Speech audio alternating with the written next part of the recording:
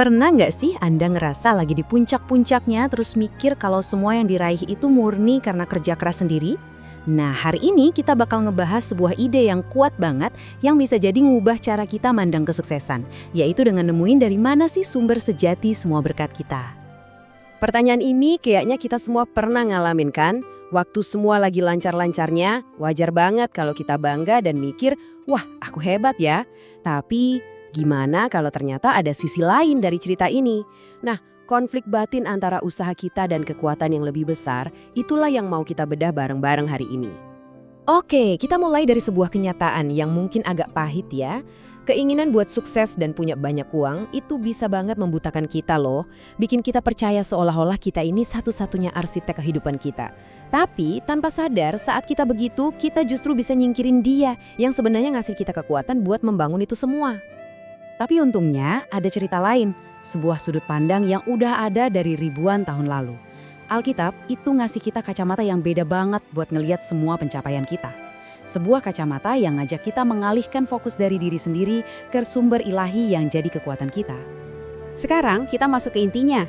Yuk, kita selami langsung ayat-ayat dasar yang menantang cara kita mikir soal sukses dan ngebawa kita ke kebenaran yang lebih dalam lagi. Coba deh kita renungin ayat ini.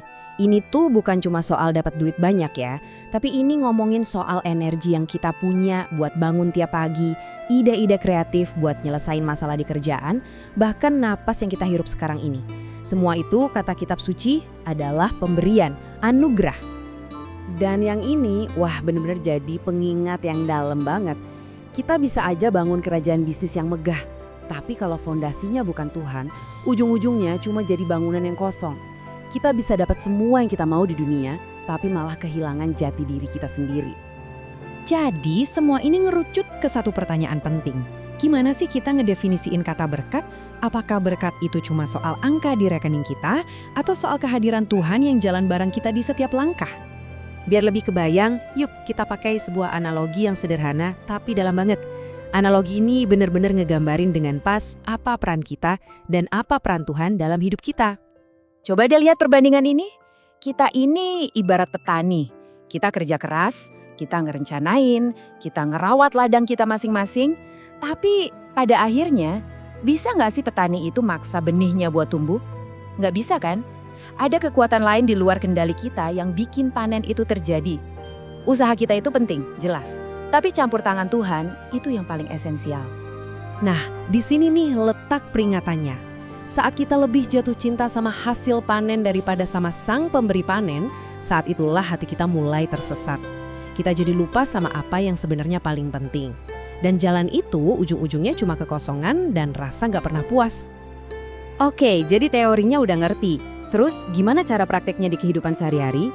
Nah, sumber tulisan kita ini ngasih panduan yang praktis, semacam cermin buat hati kita, buat bantu kita ngelurusin lagi fokus kita. Yuk kita mulai dengan pertanyaan ini. Coba kita jawab dengan jujur di dalam hati.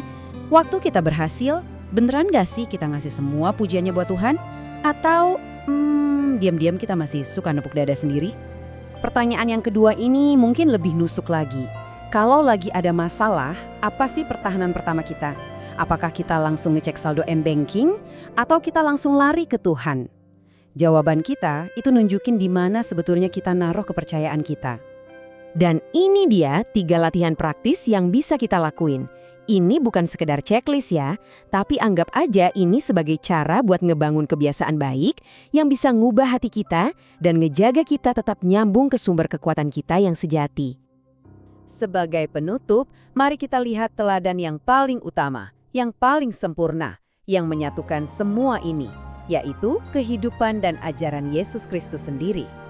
Dengan kalimat ini, Yesus benar-benar ngejungkir balikin definisi sukses menurut dunia. Ini pernyataan yang radikal banget, yang nantang kita buat nemuin nilai diri kita bukan dari apa yang kita punya, tapi kita ini siapa di dalam Tuhan. Kehidupan Yesus tuh kayak cetak biru buat kita.